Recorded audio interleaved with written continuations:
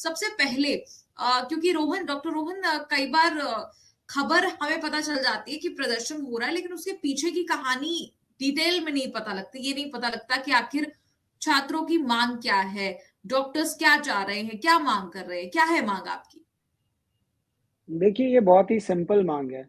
सबसे पहले क्या हुआ था, जो आपने कहा कि रूल्स पहले से डिसाइडेड हैं, ये रूल्स पैंडेमिक्स में बहुत हद तक चेंज हुए क्योंकि सारे जो टेन्योर्स थे डॉक्टर्स के, वो एक्सटेंड हुए गए।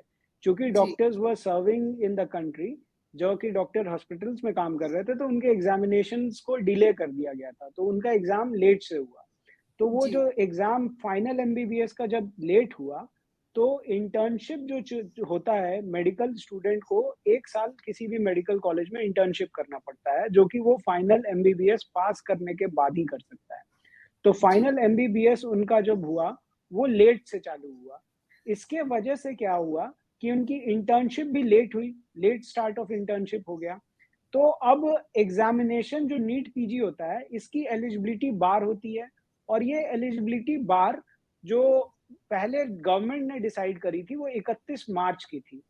चूँकि जब हमने इस मुद्दे को उठाया कि 31 मार्च में तो ऐसा हो रहा है कि बच्चे एलिजिबल ही नहीं हो रहे हैं क्योंकि नीट का जो कोविड की वजह से इनका फाइनल एमबीबीएस लेट हुआ, जिसकी वजह से इनका इंटर्नशिप लेट हुआ।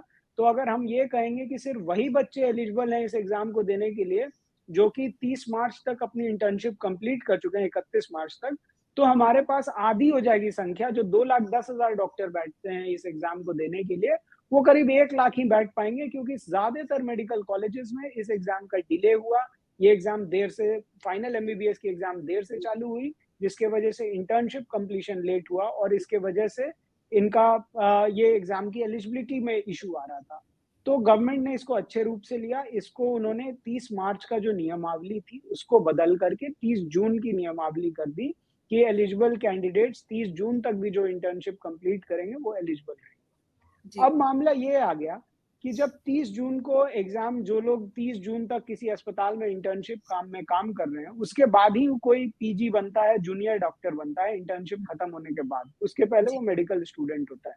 जी, तो 30 जून को जब ये अपना जब काम खत्म करने के बाद ये एलिजिबल होगा कि वो अब जूनियर रेज़िडेंट बन सकता है, तो इसका मतलब साफ़ हो जाता है कि काउंसलिंग प्रोसेस जो होती है, हर एंट्रेंस एग्ज़ाम का 2 पार्ट होता है। पहला पार्ट एग्ज़ामिनेशन पार्ट होता है, दूसरा पार्ट होता है वो सीट फिलिंग का पार्ट होता है, काउंसलिंग का पार्ट होता है। हम ये एंट्रेंस एग्ज़ामिनेशन, ये कोई टेस्टिंग एग्ज़ामिनेशन नहीं है। एंट्रेंस एग्ज़ामिनेशन में बच्चे अपने एडमिशन चाहते हैं कहीं न कहीं मेडिकल कॉलेज में।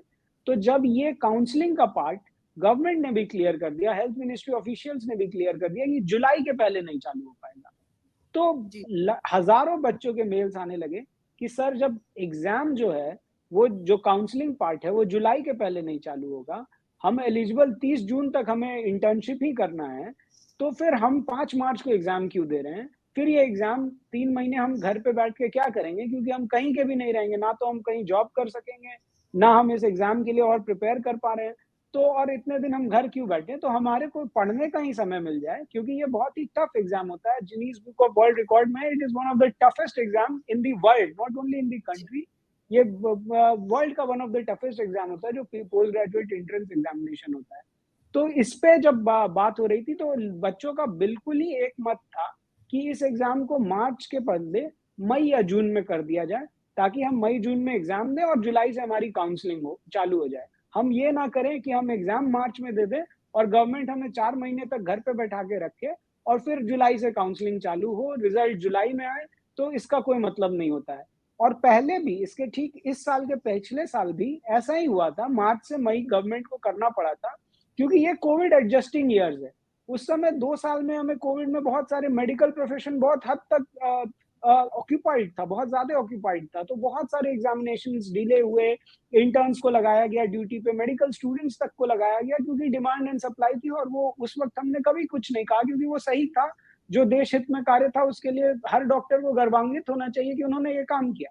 लेकिन हुँ, अब जब एकेडमिक बातें हो रही हैं, नॉर्मल्सी की बात हो रही है, तो हमें अकोमोडेट करना होगा जो उनके पिछले जो उनके जो हिसाब-किताब है उससे जो भी उस हिसाब से होना चाहिए, उस चीज़ को हमें अकोमोडेट करना होगा। तो ये उसके रिलेटेड सबसे पहला डिमांड है।